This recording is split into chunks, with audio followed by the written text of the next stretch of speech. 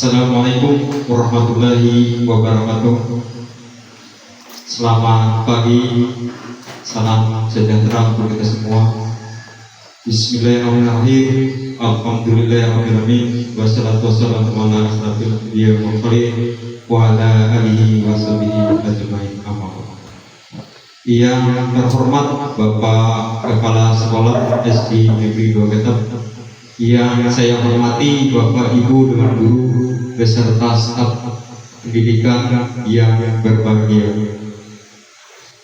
Dalam kesempatan ini tidak lupa marilah kita sama-sama panjatkan puji dan syukur atas kehadiran Allah Subhanahu wa taala yang mana berkat rahmat dan hidayahnya sehingga kita dapat berkumpul, berhadir, bertatap muka dalam rangka acara kegiatan aksi nyata modul 1.4 A9 penyebaran pemahaman budaya positif yang nanti akan disampaikan oleh narasumber kita, yaitu Bapak Deksen Sulalaya. Bapak Ibu yang saya hormati, dalam kesempatan ini izinkan saya selaku moderator ingin menyampaikan susunan acara kita pada pagi hari ini. Yang pertama, sambutan penyampaian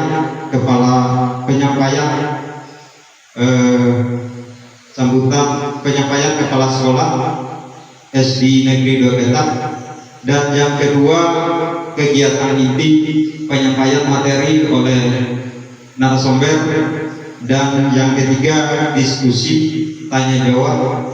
Selanjutnya acara yang keempat yang terakhir doa sekaligus penutup. Baik, kita langsung saja memasuki acara yang pertama, pembukaan yang disampaikan oleh Bapak Kepala Sekolah SDN 2 Ketap, yaitu Bapak Suryadi MPD, menyampaikan kata sambutan sekaligus membuka kegiatan kita pada pagi hari ini. Kepada beliau kami persilakan. Terima kasih kepada moderator atas waktu dan kesempatannya. Assalamualaikum warahmatullahi wabarakatuh. Selamat pagi, salam sejahtera dan salam bahagia untuk kita semua. Yang saya hormati Bapak Ibu Guru SDN 2 Ketap beserta tenaga kependidikan, terkhusus untuk Bapak calon guru penggerak Pak Deksen Sulalaya SPD yang akan nanti menyampaikan penjelasan tentang budaya positif yang akan dilakukan dan dilaksanakan di kemudian hari. Sebagai umat beragama, tentunya kita tidak lupa menyampaikan puji dan syukur atas rahmat dan karunia yang Allah berikan kepada kita semua, diberikan kesehatan, kesempatan bisa berhadir di kegiatan ini dengan harapan mudah-mudahan bermanfaat.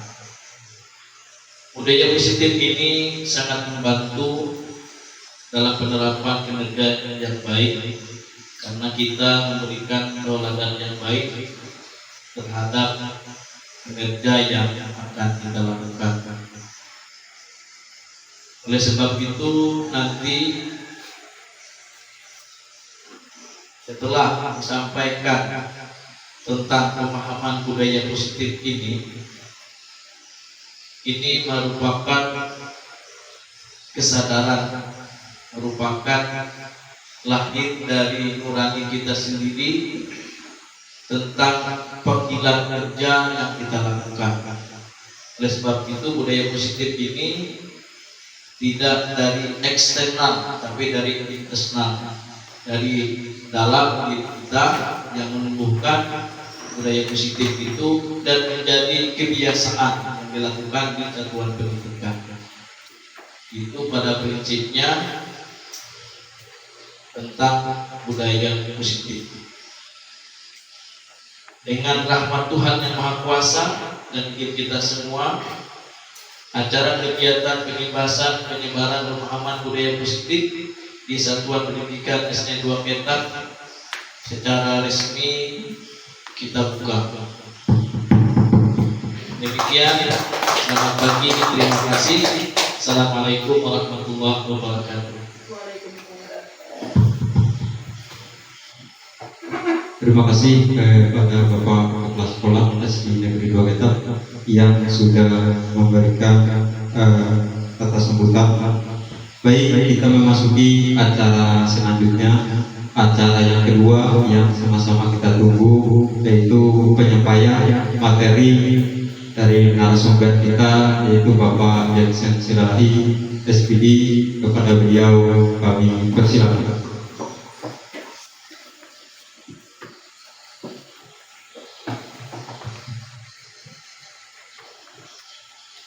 Terima kasih kepada moderator yang telah memberikan kesempatan kepada saya. Assalamualaikum warahmatullahi wabarakatuh. Selamat pagi dan salam sejahtera bagi kita semua. Yang saya hormati Bapak Kepala Sekolah SD Negeri 2 Ketak, yang saya hormati Bapak Ibu Dewan Guru yang telah berkenan hadir pada pagi ini. Puji dan syukur kita panjatkan kehadirat Tuhan yang Maha Kuasa, di mana atas penyertaan, lindungan, dan juga rahmat-Nya, sehingga kita diberikan kekuatan, kesehatan, sehingga pagi ini kita boleh hadir di ruangan ini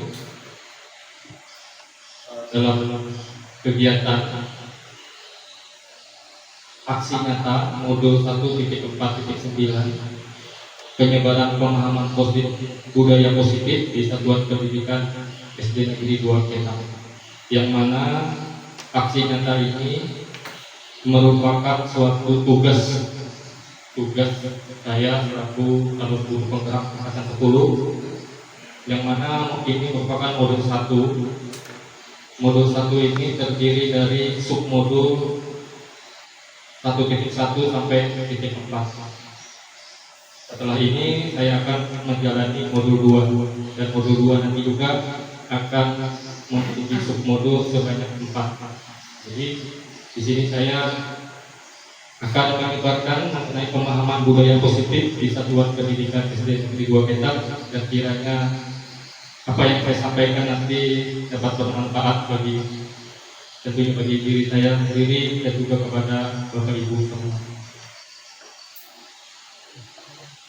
Dan juga saya berdiri di depan ini bukan berarti saya lebih dari Bapak Ibu, tetapi di sini kita sama-sama berkolaborasi, sama-sama kita belajar. Jadi terima kasih juga Bapak Ibu yang sudah hadir. Langsung saja ya kita masuk ke materi kita pada kegiatan ini.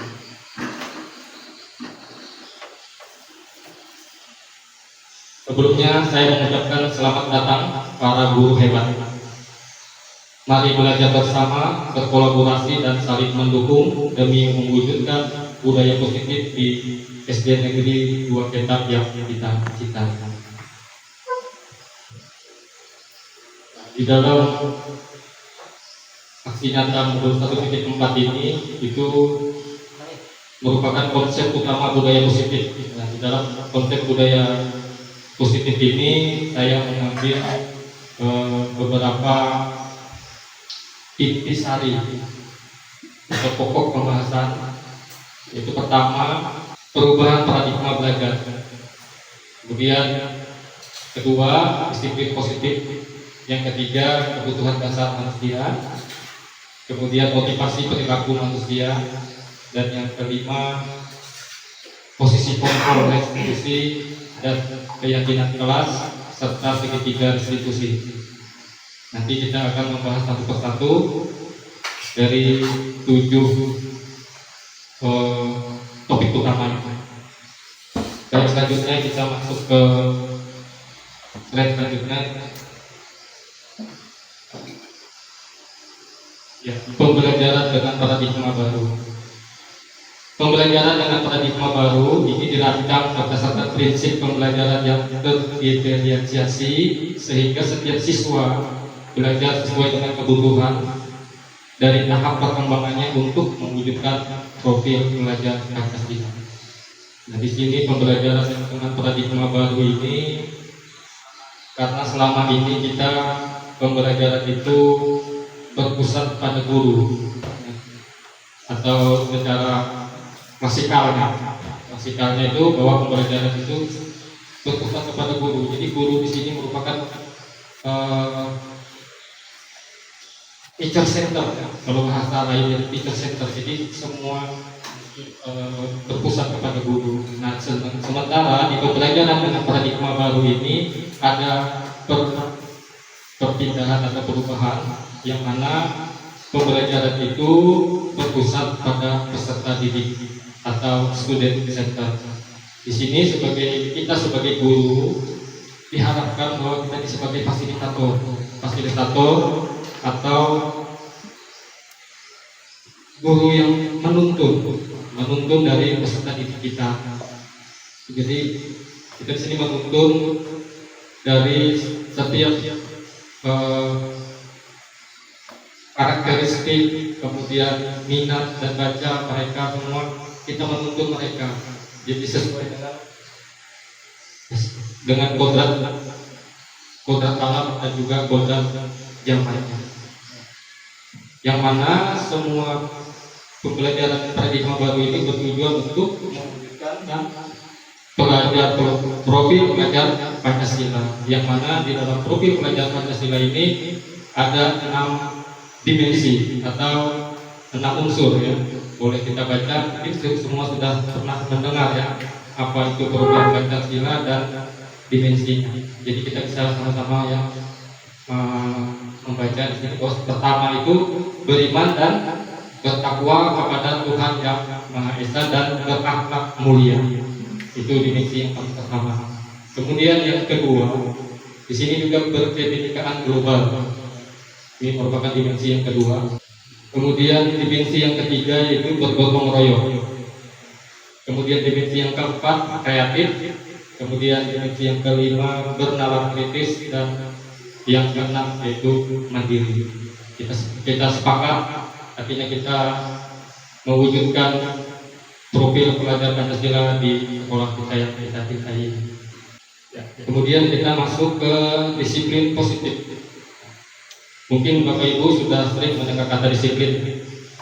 Ada yang tahu kira-kira apa itu arti disiplin? Ada yang bisa menjelaskan disiplin?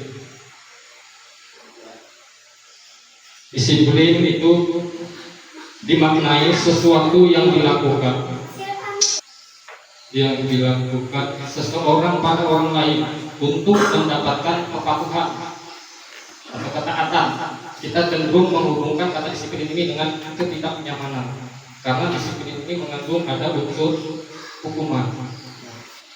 Kemudian disiplin positif itu juga merupakan salah satu cara penerapan disiplin yang bertujuan untuk menumbuhkan kesadaran serta memberdayakan anak untuk melakukan sesuatu tanpa kesogokan atau ancaman maupun hukuman. Nah, di sini menjelaskan bahwa peserta didik itu melakukan disiplin positif itu bukan karena suatu sokokan atau penghargaan, bukan juga karena ancaman, seperti peraturan, bukan juga karena takut dihukum, tetapi dia melakukan disiplin positif itu karena memang timbul di dalam dirinya bahwa disiplin positif itu baik untuk dirinya. Kemudian selanjutnya sebagai pendidik tujuan kita adalah menciptakan anak-anak yang memiliki disiplin diri sehingga mereka bisa berperilaku dengan mengacu pada nilai-nilai kebajikan universal dan memiliki motivasi intrinsik dan ekstrinsik. Nah, di sini ada motivasi intrinsik dan ekstrinsik. Nanti kita akan membahas lebih dalam mengenai intrinsik dan ekstrinsik ini. Baik, kita lanjut. Di dalam disiplin positif itu dapat dipengaruhi dari 5 kebutuhan dasar manusia. Jadi disiplin positif itu dipengaruhi oleh 5 dasar kebutuhan dasar manusia. Pertama, ada kebutuhan bertahan hidup. Kebutuhan bertahan hidup, di mana di dalamnya terkandung kesehatan, baik rumah, tempat tinggal, dan makanan, dan juga serta kebutuhan biologis serta dari proses reproduksi dan akan rasa aman. Artinya mereka kalau di sini merasa tidak aman, pasti dia akan melindungi dirinya. Itu makanya dia termasuk di kebutuhan bertahan hidup. Kemudian kasih sayang dan rasa diterima. Di dalamnya ini termuat tentang kebutuhan hubungan yang ingin disayang dan diperhatikan serta diterima dengan orang lain, seperti teman, keluarga, pasangan hidup, teman kerja, baik binatang peliharaan, dan juga kelompok di mana kita tergabung. Jadi di sini kita tuh ingin diterima, ingin disayang, ingin diperhatikan. Ini merupakan kebutuhan juga yang mendasari dari budaya positif. Kemudian kebutuhan yang ketiga itu kebutuhan penguasaan, di mana di dalamnya terkandung mengenai kekuatan untuk mencapai sesuatu, menjadi kompeten, menjadi terampil, diakui atas prestasi dan keterampilan kita, didengarkan dan memiliki rasa harga diri. Di sini kebutuhan penguasaan ini dia itu memiliki motivasi yang ingin mencapai sesuatu atau target di dalam dia cita-cita. Jadi dia memiliki penguasaan. Kemudian kebutuhan kebebasan. Ini di dalamnya termuat tentang kebutuhan akan kemandirian, otonomi, tidak memiliki pilihan dan mampu mengendalikan hidup. Seseorang tidak terlalu terpengaruh orang lain dan senang mencoba hal baru. Jadi di sini kebebasan itu seorang anak itu dia ingin bebas, dia tidak ingin terkekang dengan peraturan atau di sekelilingnya. Jadi dia memang ingin bebas. Jadi merupakan kebutuhan kebebasan ini juga merupakan mempengaruhi budaya positif. Kemudian kebutuhan kesenangan. Kebutuhan kesenangan yaitu kebutuhan yang mencari kesenangan, baik bermain, tertawa. Bayangkan kalau seumpamanya kita itu terkekang, kemudian terkucilkan, ya. Jadi kebutuhan kesenangan ini juga sangat mempengaruhi dari 5 kebutuhan dasar manusia yang mempengaruhi disiplin positif. Next, dari 5 kebutuhan dasar manusia tadi itu bisa menjadi motivasi perilaku manusia. Motivasi merupakan dorongan yang timbul pada diri seseorang secara sadar atau tidak sadar untuk melakukan sesuatu tindakan dengan tujuan tertentu.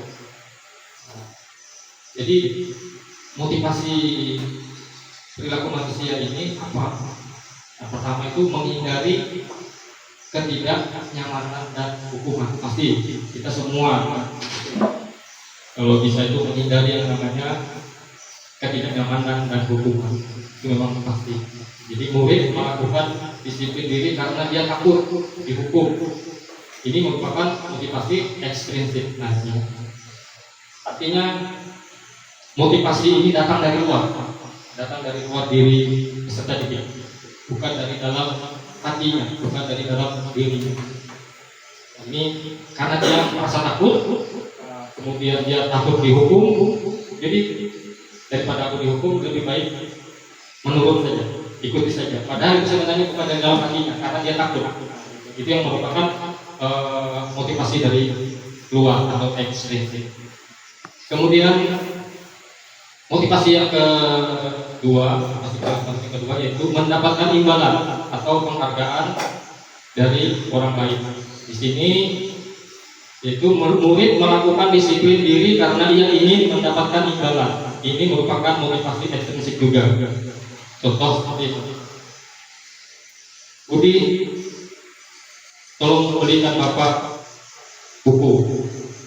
Ini saya Bapak kasih uang 10.000. Nah, ini sebenarnya dia melakukan itu karena ada penghargaan atau karena ada imbalan. Apabila itu terus dan terus kita lakukan, maka anak ini akan terus. Apabila nanti kita suruh tanpa ada imbalan itu lagi, nanti dia malas. Jadi memang kalau mengenai penghargaan ini, kalau dalam jangka panjang itu sangat kurang efektif. Yang ketiga, motivasi perilaku manusia yang ketiga yaitu menghargai nilai-nilai kebajikan dan diri sendiri. Murid melakukan disiplin diri karena sadar akan nilai kebajikan dirinya. Ini merupakan motivasi intrinsik. Nah, inilah kita sebagai guru yang kita harapkan itu bahwa kita dapat menimbulkan disiplin positif itu dari dalam dirinya. Dari memang timbul di dalam diri beserta di pokok. Jadi memang di dalam dirinya itu timbul rasa memang selalu ingin berbuat disiplin positif ya. Nah, dari dalam dirinya yang datang tanpa ada paksaan, tanpa dia memang tahu bahwa disiplin positif itu adalah merupakan suatu kebaikan. Kata disiplin dengan identitas gagal. Kata disiplin dengan identitasnya di sini ini ada dua, itu hukuman dan penghargaan. Jadi ini merupakan konsep disiplin yang gagal, baik itu hukuman maupun penghargaan. Ini merupakan konsep disiplin yang identitasnya gagal. Pertama, hukuman itu biasanya di dalam hukuman itu termuat hal yang menyakitkan, baik itu fisik maupun verbal. Inilah hukuman itu. Kemudian hukuman juga dapat menimbulkan ketidaknyamanan. Kemudian juga dengan hukuman murid merasa takut, dan juga dengan rasanya takut ini maka dia pasti akan timbul berbohong dengan kesalahannya. Jadi karena hukuman, jadi dia takut untuk mengakui kesalahannya. Ini yang kita jaga supaya anak murid kita ini jangan takut sehingga dia nanti timbul berbohong kesalahannya. Kemudian murid menyembunyikan kesalahan. Murid menyembunyikan kesalahan ya karena dia takut tadi. Karena dia takut sehingga dia menyembunyikan. Kemudian hukuman itu juga dapat menyebabkan murid menjadi rendah diri. Karena dihukum, makanya dijemur di bawah yang berbeda sampai 2 jam, dia akan merasa malu, merasa rendah diri, dan membuat dia down. Bahkan nanti rasanya minder. Itu yang kita jaga untuk peserta didik kita. Kemudian konsep disiplin gagal yang kedua itu penghargaan. Mana di dalam penghargaan ini tidak efektif yang saya jelaskan tadi, tidak efektif penghargaan. Kemudian kedua merusak hubungan. Kemudian yang ketiga mematikan kreativitas karena dia sudah mendapat imbalan, jadi dia seperti itu aja terus. Karena dia mau mendapatkan imbalan tadi, jadi mematikan kreativitasnya. Kemudian sistem ranking ini juga merupakan konsep disiplin identitas gagal. Makanya di dalam kurikulum Merdeka sistem ranking ini sudah ditiadakan lagi. Tentunya dari pihak kementerian sudah meriset mengenai sistem ranking ini. Ya. Kemudian merampas hak dan menghargai dirinya. Konsep disiplin dengan identitas sukses. Ada dua yaitu konsekuensi dan restitusi. Kedua-duanya ini termasuk konsep disiplin yang sukses. Konsekuensi. Di sini konsekuensi itu artinya Dan di dalam peserta didik itu, apabila dia melakukan kesalahan, maka dia bertanggung jawab atas kesalahan. Itu yang merupakan arti dari konsekuensi. Jadi penguatannya jangka pendek, bukan jangka panjang untuk penguatannya. Kemudian perlu monitoring berkelanjutan. Artinya di dalam konsekuensi ini terus kita tuh harus memonitoring berkelanjutan tentang konsekuensi yang kita berikan. Jadi terus konsekuensi itu harus dimonitoring terus. Kemudian stimulus respon. Kemudian yang keempat, murid menghormati peraturan.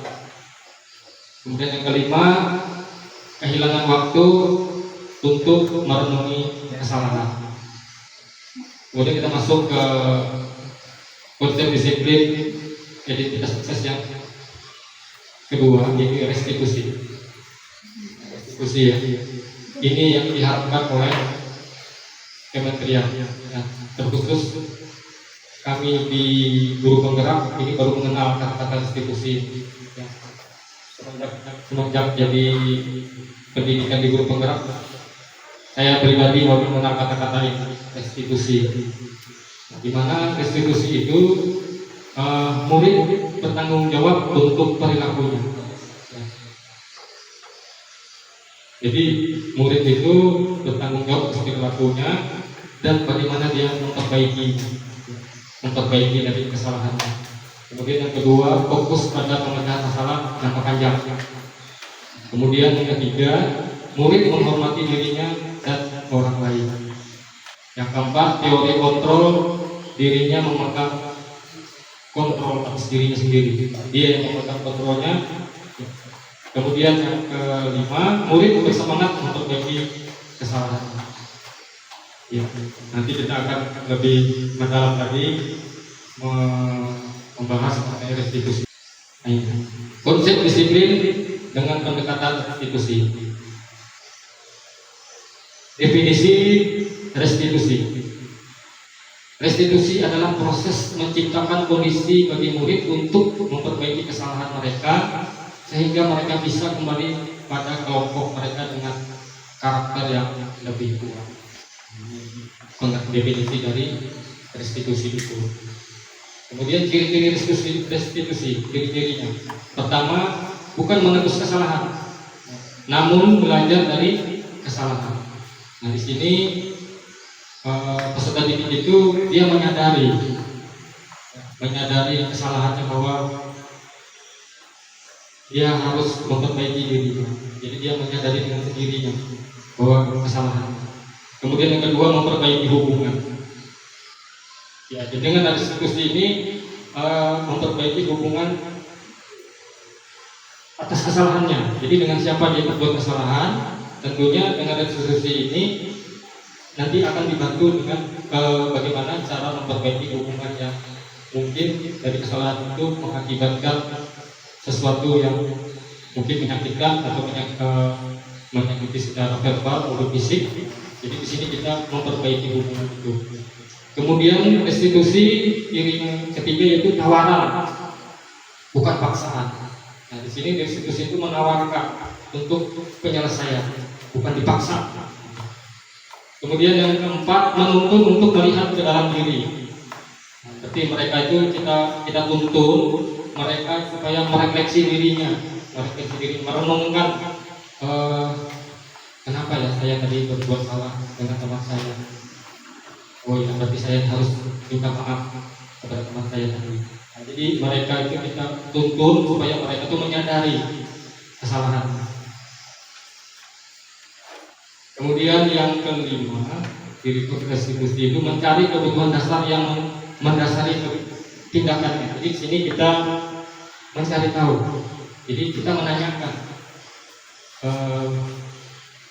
Budi, apa yang menjadi alasanmu sehingga kamu membuat kesalahan itu? Maka dia akan menjelaskan dari hatinya apa yang menjadi alasan dia berbuat kesalahan itu. Nah, kita di situ menuntun dia agar dia mengutarakan apa yang menjadi alasannya. Tentu pasti ada alasannya. Pasti ada alasan. Kalau umpamanya dia terlambat sekolah, pasti ada alasan kenapa dia terlambat sekolah. Nah, disitulah kita nanti tugas sebagai guru merestitusinya dengan tahapan-tahapan. Nanti ada kita bahas mengenai ketiga restitusi, tahapan-tahapan. Kemudian yang ciri restitusi yang keenam, fokus pada karakter bukan tindakan. Jadi fokus pada karakter peserta didik kita. Kemudian yang terakhir yang ketujuh, menguatkan dan fokus pada solusi. Nah, di sini ada kasus perbedaan antara hukuman, kemudian konsekuensi dan restitusi. Nah, ini perbedaan. Jadi kasusnya ini contoh saya ambil, siswa sering tidak mengerjakan PR. Ini contoh. Nah, di dalam contohnya itu kita menyelesaikan secara hukuman. Nah, seperti ini. Kita menyelesaikan secara hukuman itu seperti ini. Guru menghukum siswa tersebut membersihkan WC. Contoh, kita langsung menghukum, ya, langsung menghukum tanpa kita restitusi. Apa ini penyebabnya? Langsung, Budi, kamu apa ini? Kamu harus jadi WC sekarang. Nah, itu yang sifatnya hukuman. Kemudian guru membentak dan murid menjadi takut. Nah, ini contoh yang merupakan hukuman. Kemudian konsekuensi, ini perbedaan konsekuensi dan hukuman. Guru memberikan konsekuensi untuk mengerjakan PR-nya. Nah, artinya di sini nyambung antara konsekuensi dengan kesalahannya. Kalau hukuman ini tidak nyambung, dia tidak mengerjakan PR, tetapi disuruh membersihkan WC, nggak nyambung antara kesalahan dengan penyelesaian, tidak nyambung. Nah, di konsekuensi ini dia nyambung. Guru memberikan konsekuensi untuk mengerjakan PR-nya, ya, tapi dia nyambung karena dia tidak mengerjakan PR. Kan? Di konsekuensi ini guru meminta sebagai konsekuensinya tidak mengerjakan PR, dia harus mengerjakan PR-nya. Nah, saat istirahat, nah, sebanyak 5 kali lipat. Nah, artinya di dalam konsekuensi ini nyambung antara kesalahan dengan konsekuensi yang harus dihadapi. Kemudian yang ketiga, guru tegas dan siswa menghormati peraturan. Nah, jadi guru tegas. Nah, di sini guru ini tegas karena saking tegasnya guru ini, jadi siswa itu menghormati peraturan. Bukan karena timbul dari dalam dirinya. Jadi konsekuensi masih ada kelemahan sedikit dibanding dengan restitusi. Kemudian kita masuk perbedaan antara hukuman, konsekuensi dan restitusi. Kita masuk ke restitusi. Nah, ini guru menanyakan keyakinan kelas dirinya dan membantu siswa tersebut menyelesaikan masalahnya. Begini teman-teman. Budi, kamu terlambat, kamu tidak mengerjakan PR. Apa? Nah, sekarang guru memberikan pertanyaan. Apa yang kesepakatan kelas apa yang tidak sesuai dengan kesalahan? Jadi nanti siswa akan mengingat apa yang sudah dibuat, keyakinan kelas apa yang sudah dibuat. Jadi akan mengingat, merefleksi lagi dengan dirinya. Oh iya, berarti saya tidak bertanggung jawab. Nah, nanti keyakinan kelasnya nanti itu pasti dia menjawab, saya tidak bertanggung jawab. Artinya tidak bertanggung jawab. Itu nanti dia akan mengingat kembali keyakinan kelas yang sudah dibuatnya bersama teman-teman yang kita guru. Kemudian guru terbuka dan siswa menghormati dirinya dan orang lain. Nah, di sini karena ada ketiga diskusi ini, guru menanyakan, ada silaturahmi yang baik, sehingga dia terbuka, enak dia menyampaikan keluh kesahnya yang menjadi penyebab dia melakukan kesalahan, tidak mengerjakan PR. Dia akan bercerita. Nah, di sini kita sebagai guru, kita menuntun bagaimana supaya dia ke depannya tidak lagi mengulangi kesalahan. 5. Posisi kontrol. Nah, ini merupakan metode yang dikeluarkan oleh Dr. William Glasser. Sebagai guru itu memiliki 5 posisi kontrol. Nah, jadi kalau kita ini bisa sekarang melihat ke diri kita masing-masing, kita ini posisi yang mana? Ya, posisi apakah sebagai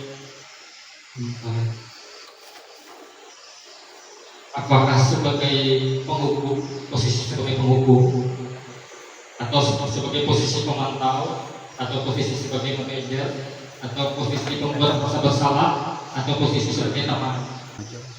Nah, contoh penerapan 5 posisi kontrol. Contoh kasusnya siswa tidak memakai atribut lengkap saat upacara bendera.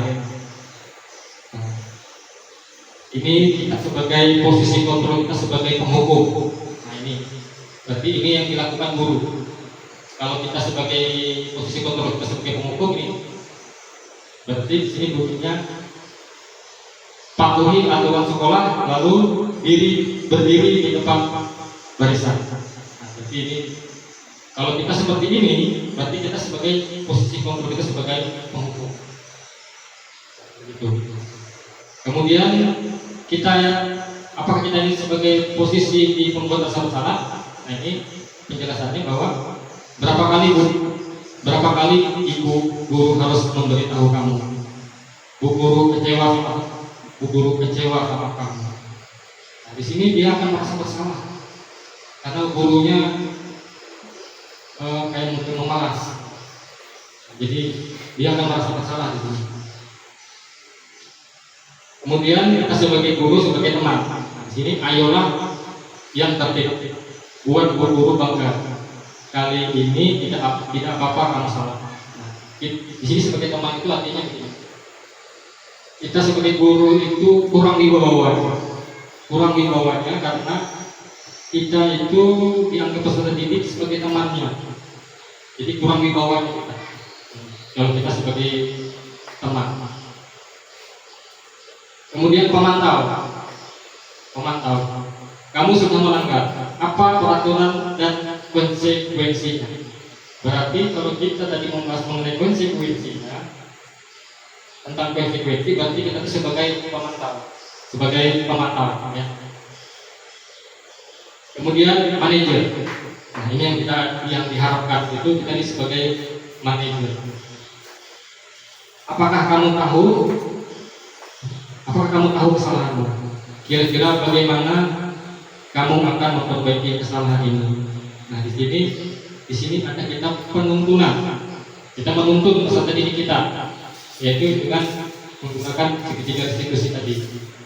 Ya, kita menuntun mereka untuk mereka itu mengakui dan menyadari dan memperbaiki dari kesalahannya. Next. Nah, dalam dosis positif juga dapat dipengaruhi dengan adanya keyakinan kelas. Keyakinan kelas itu merupakan metode untuk menimbulkan kembali disiplin positif yang didasari oleh motivasi dari dalam diri, karena dalam pembuatannya melibatkan semua warga kelas melalui curhat pendapat, terlibat langsung. Apa sih yang mau disepakati supaya kelas kita ini aman? Apa sih yang harus kita sepakati ini supaya kelas kita itu tertib? Jadi kita lemparkan kepada peserta didik biar mereka yang memilih atau mencari menemukan keyakinan kelas yang harus disepakati mereka bersama-sama. Jadi setelah mereka sepakat, baru kelas itu dilaksanakan. Lanjut.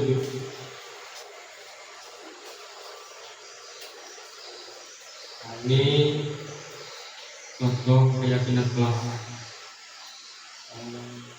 saya buat. membuang waktu. Di sini tidak ada kata-kata jangan atau tidak. Kemudian mendengarkan penjelasan guru. Kemudian ketiga, menjaga kelas tetap bersih. Jadi janganlah membuang waktu sembarangan. Jadi kita mengganti kalimat itu dengan menjaga kelas tetap bersih dan rapi. Bicara yang sopan dan baik.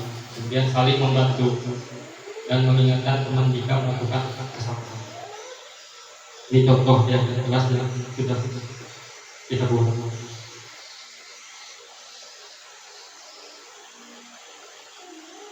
Nah, di sini kita akan memasuki segitiga restitusi. Ini sudah kita bahas mengenai restitusi. Nah, ini sekarang kita membahas mengenai proses segitiga restitusi. Pertama, kita sebagai guru itu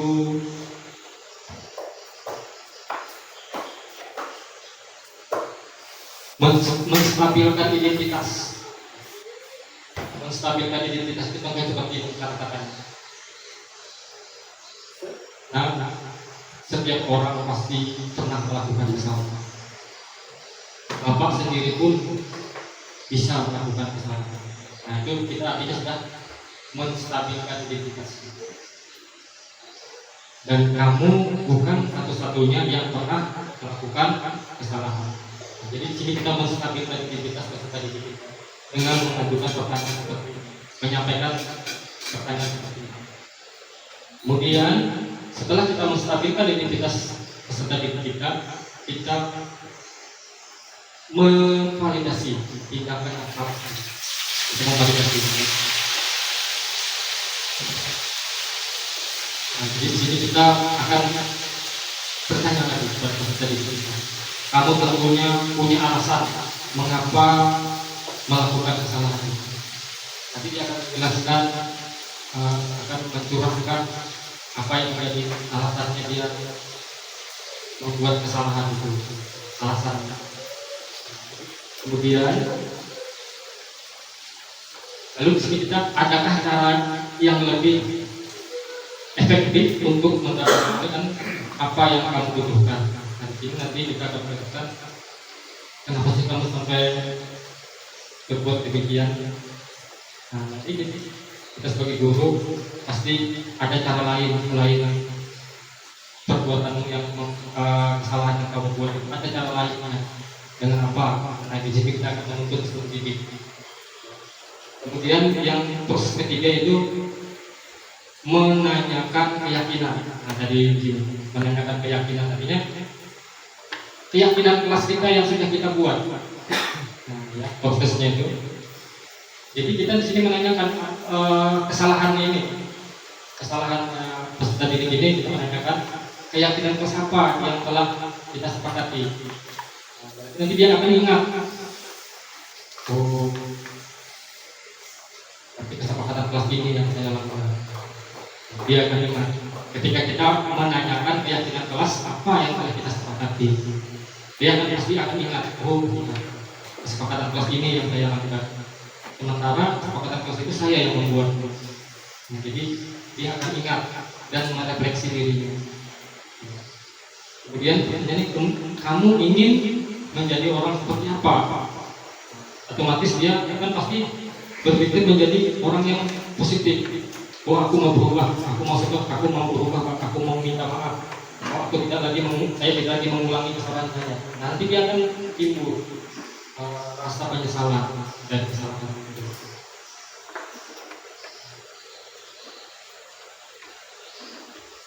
Baik. Nah, sekarang dulu. Jadi untuk segitiga diskusinya,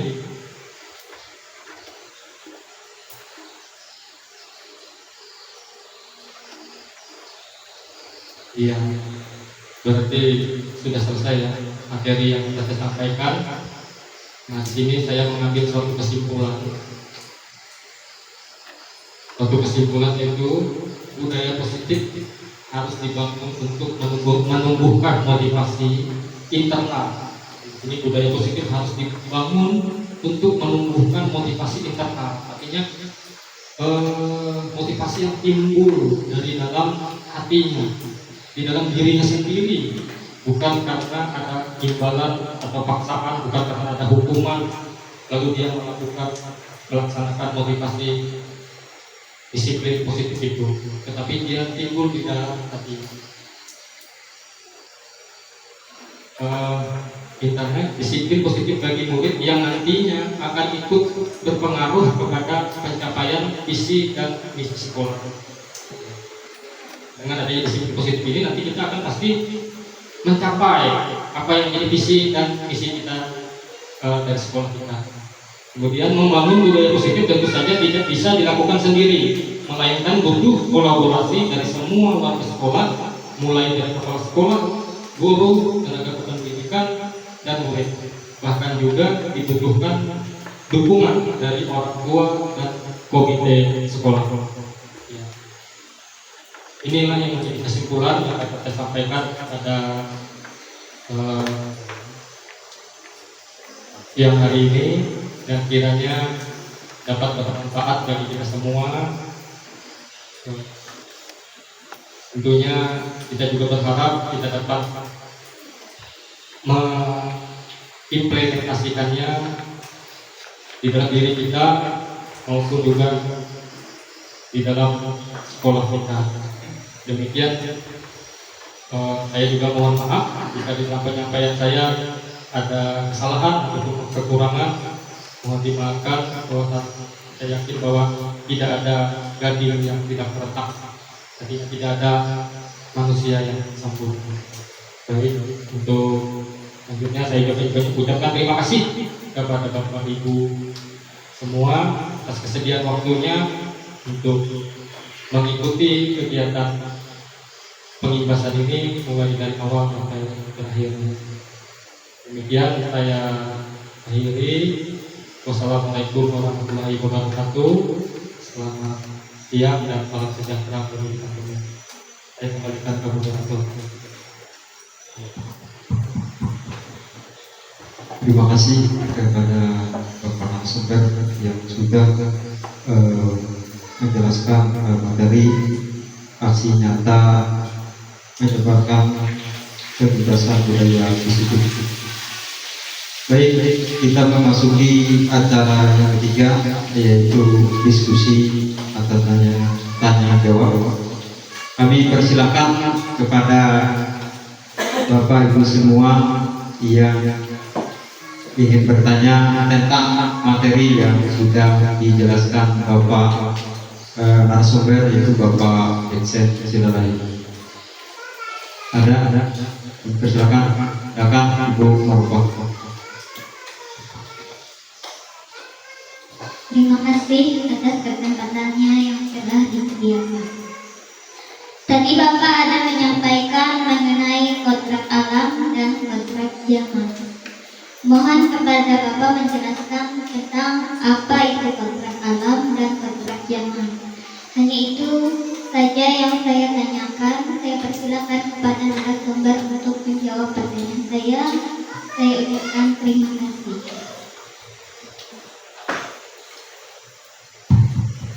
Ya, kami persilakan kepada Bapak Eksen Silalahi untuk menanggapi pertanyaan Ibu Marufah.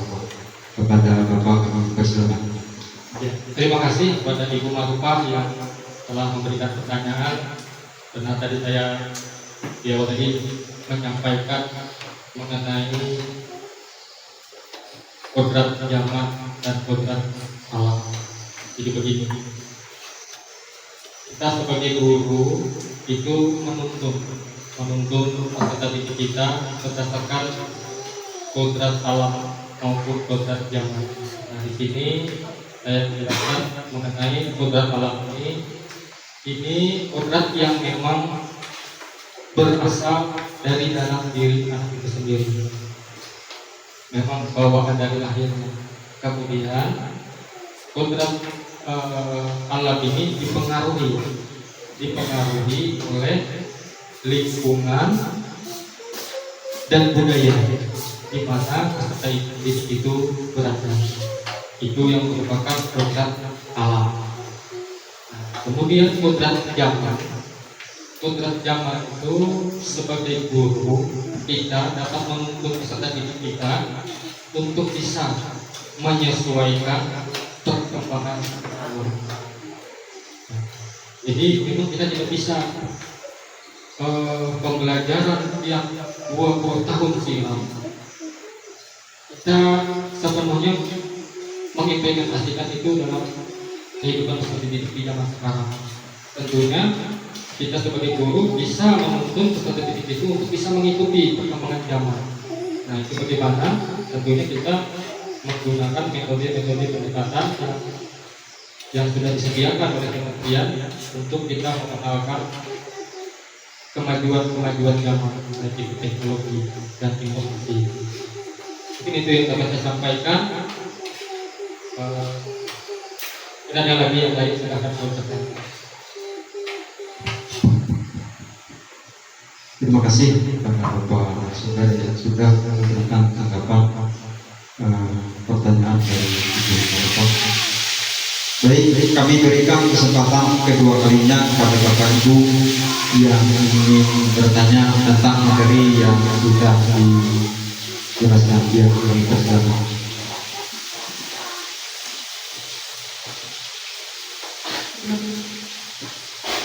Terima kasih kepada moderator yang sudah memberikan kesempatan kepada saya dalam memberikan pertanyaan.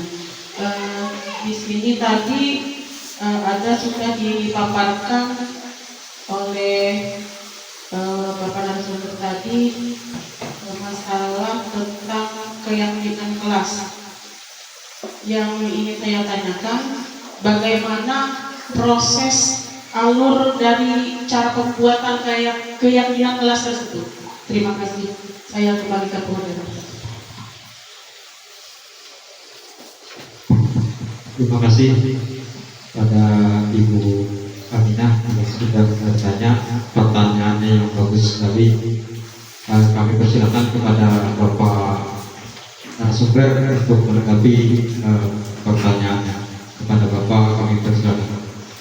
Ya. Bagaimana proses pembuatan keyakinan kelas? Nah, di sini tadi sudah ada saya sampaikan kebagiannya itu bahwa di dalam pembuatan keyakinan kelas itu kita sebagai guru melibatkan semua warga kelas untuk membuat keyakinan kelas itu. Jadi begini. Pertama, kita menjelaskan dulu tujuan utama kita membuat keyakinan kelas itu apa yang tujuan utama kita. Kemudian kita sebagai guru meminta kepada peserta didik dengan kita membagikan kertas. Kita bagikan kertas satu-satu, nanti peserta didik akan menulis apa saja yang ingin disepakatinya. Apa saja kalau boleh diartikan itu dia membuat suatu kalau bahasa perjanjian, artinya dia sendiri yang membuat keyakinan kelas itu, membuat kesepakatan itu. Nah, setelah nanti dia ditulis apa yang menjadi kesepakatan nanti, maka nanti mereka satu-satu menempel ke depan apa yang mereka tulis,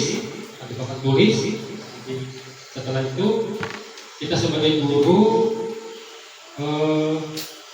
menyeleksi omongnya peserta didik itu jumlahnya 20 orang. Maka semua nanti akan menempel semua kesepakatan yang mereka buat itu sebanyak 20 lembar di tempat tulis. Nah, kita sebagai guru nanti menyeleksi yang mana yang nanti sama kata-katanya, sehingga terbentuklah kesepakatan kelas yang memang supaya sedikit ada di sini disebutkan sedikit agar mudah diingat. Jadi kita akan menyeleksi kesepakatan yang mereka buat. Jadi seleksi. Nah, setelah kita seleksi, lalu kita membacakan kesepakatan kelas yang sudah dibuat oleh mereka, membacakan, dan mereka sebagai rasa tanggung jawab mereka, maka mereka nanti kita minta untuk membuat tanda tangan. Nah begitu. Jadi mereka nanti membuat tanda tangan bahwa mereka itu akan memiliki kesadaran bahwa ini kan saya yang membuat. Maka juga saya akan harus menempatinya. Jadi seperti itu ya proses pembuatannya kan. Terus itu nanti kesepakatan kelas itu kita mau monitoring. Jadi umpamanya nanti ada sesuatu kejadian di luar dari kesepakatan kelas yang tidak kita duga, maka nanti kita akan mengevaluasi lagi untuk membuat keyakinan kelas yang baru yang tidak kita muat. Nanti kita akan seiring jalan mungkin nanti di dalam keseharian mereka akan melanggar yang tidak termuat di dalam keyakinan kelas itu. Jadi kita untuk selalu memonitoring kesepakatan keyakinan kelas yang kita buat. Intinya kita di sini melibatkan peserta didik dalam membuat keyakinan kelas. Demikian.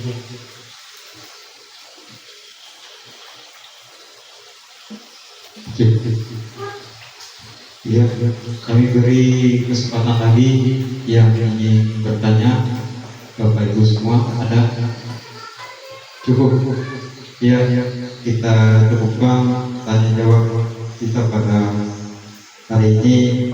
Selanjutnya kita memasuki acara yang keempat, yaitu doa sekaligus penutup. Kepada membacakan doa kami persilakan Bapak Bapak Janur, kami persilakan.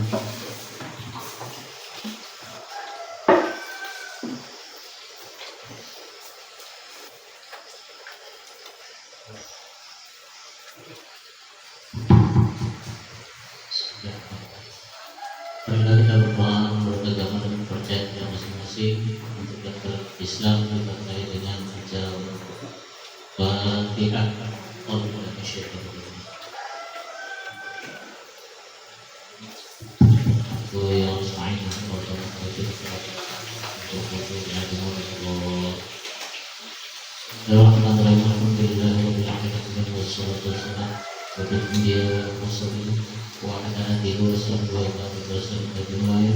اللهم اغفر لنا ذنوبنا ولجميع المؤمنين والمسلمين والمسلمات الأحياء منهم والأموات بيننا وبينهم برحمتك يا أرحم الراحمين. اللهم إنا نسألك سلامة في الدين وعافية في الجسد وعافية في الحكمة وبركة في رزقنا وتوبة في الموت ورحمة عند الموت وبركة بعد الموت. اللهم هون علينا في شيء الموت وجزاء من والحساب. ربنا آتنا في الدنيا حسنة وفي الآخرة حسنة وقنا عذاب النار. سبحان ربك رب العزة عما يصفون والسلام على المرسلين والحمد لله رب العالمين.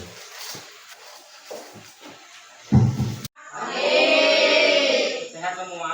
Sehat. Ada yang kita turun nggak? Sehat semua ya, betul semua. Jadi pada pagi ini kita membuat kesepakatan kelas dulu ya. Pernah kalian mendengar kata-kata kesepakatan kelas? Nah, ayo siapa yang bisa menjelaskan apa itu kesepakatan kelas? Ayo siapa? Iya, silakan. Siapa namanya? Si Upur. Putri, ya silakan Putri. Kesepakatan kelas adalah peraturan yang ada di kelas yang dibuat secara bersama-sama. Mantap. Tepuk tangan dulu untuk Putri. Ada yang lain? Ada yang lain? Berarti sepakat ya seperti yang dikatakan oleh teman kita tuh. Ya, kesepakatan kelas itu atau keyakinan kelas itu adalah suatu peraturan yang dibuat secara bersama-sama di dalam kelas. Artinya peraturan ini kita buat bersama-sama, ya. Jadi kalau kalian melanggar, berarti kalian melanggar apa yang kalian sepakati sendiri. Nah, itu yang menjadi maksud dan tujuan dari kesepakatan kelas. Tapi janganlah sampai ada yang melanggar. Kalau bisa ya selanjutnya Bapak akan membagikan kertas ini. Nanti kalian tuliskan, ya, tuliskan nanti apa yang kalian ingini, apa yang kalian mau nanti di dalam kelas ini supaya menjadi sepakat, supaya terjadinya kelas ini menjadi aman, tertib, ya. Nah, apa yang kalian mau nanti, kalian mau membuat suatu kesepakatannya, ya. Paham ya? Ini nanti kalian tulis di kertas ini, Bapak bagikan ya. Nanti silakan tulis apa yang menjadi keinginan kalian, yang kalian sepakati bersama-sama. Nanti Bapak pilih, nanti kita setelah ditempel ke depan, nanti baru kita seleksi, ya. Kita seleksi.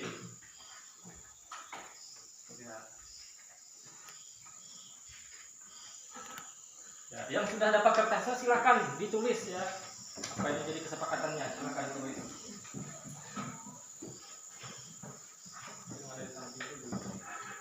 Silakan pilih yang ada di samping. Ya, silakan.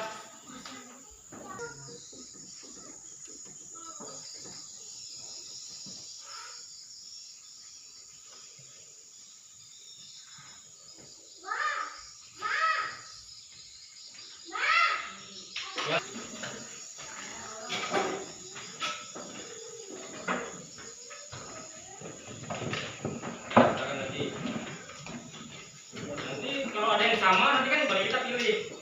Ya, nanti kita pilih. Kalau ada yang sama kan kita ambil nanti 8 ke 1 kelas. Sementara kalian ini semua adalah 16 ya.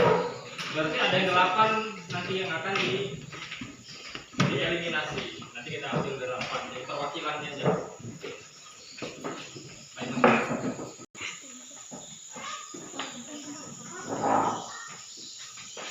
Bisa disorot dekati lagi bisa. Oh iya. Bisa lagi lanjut.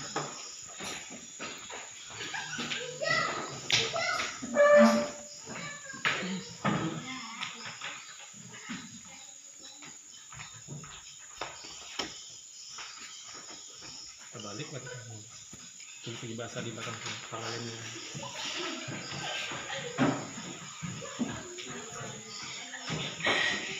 Sudah semua? Sudah. Nah, ya. Jadi ini ada berapa? 1, 2, 3, 4, 5, 6, 7, 8, 9, 10, 11, 12. Ada 15 ya. Nah, nanti kita pilih satu-satu ya. Mengerjakan tugas dari guru tepat waktu. Muhammad Rudini berdoa sebelum belajar. Al-Fariji masuk kelas tepat waktu. Ya. Berbicara yang sopan dan santun. Masuk kelas tepat waktu ini dicabut karena ada yang sama ya. Kemudian Amandara Giska jujur dalam sikap dan tindakan. Oke. Tidak ribut saat belajar. Tidak ribut saat mulai belajar. Kita sama ya. Saat bel berbunyi, semua siswa berada di dalam kelas. Oke. Mengerjakan tugas. Ya, 1, 2, 3, 4, 5, 6, 7, 8. Berarti ini tidak cabut. Tidak ribut ya. Oh, sudah ada. Bersama-sama membersihkan kelas.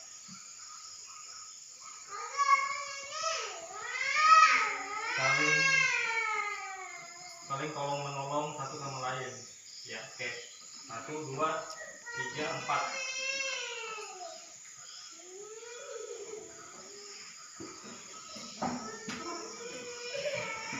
Jadi yang Bapak bacakan, mengerjakan tugas dari guru tepat waktu, kemudian berdoa sebelum dan sesudah belajar, masuk kelas tepat waktu, berbicara sopan dan santun, jujur dalam sikap dan tindakan ya, tidak ribut saat mulai belajar ya. dulu terima. Waalaikumsalam. Selamat pagi. Silakan duduk, silakan.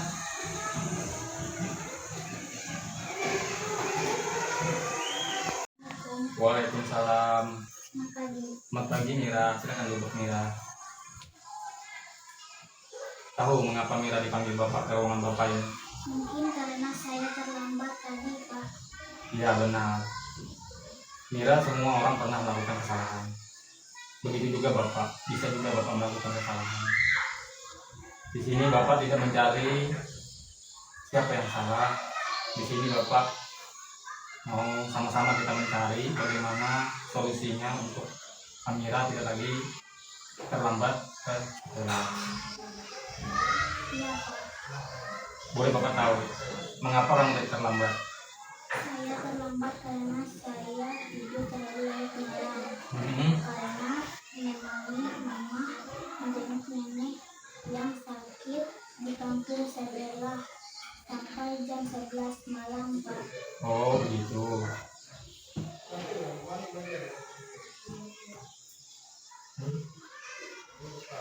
Iya, Pak. Saya kecapean sehingga saya bangun kesiangan. Kamu masih ingat kesepakatan keyakinan kelas kita? Masih, Pak. Kira-kira yang kamu lakukan itu sudah sesuai dengan keyakinan kelas kita? Belum. Keyakinan yang mana yang tidak sesuai? Saya datang tepat waktu. Nah, ternyata kamu tahu. Lalu, apa kamu punya solusi untuk masalah ini? Iya, Pak. Pertama, saya minta maaf karena saya terlambat masuk sekolah. Kedua, saya tidak akan tidur terlalu malam lagi, Pak. Dan yang ketiga, saya akan menggunakan jam beker agar saya bangun lebih cepat. Baik, terima kasih pada Mira. Bapak apresiasi ya untuk penjelasan dan solusinya. Sekarang Mira boleh kembali istirahat dan ingat pesan Bapak tadi. Ya. Terima kasih, Pak. Terima kasih. Assalamualaikum. Waalaikumsalam. Assalamualaikum warahmatullahi wabarakatuh.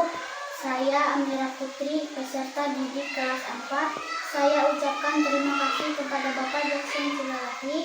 Saya merasa lebih dihargai dan dihormati oleh guru dan teman-teman karena Bapak Jackson Silalahi tidak marah kepada saya. Saya merasa lebih percaya diri.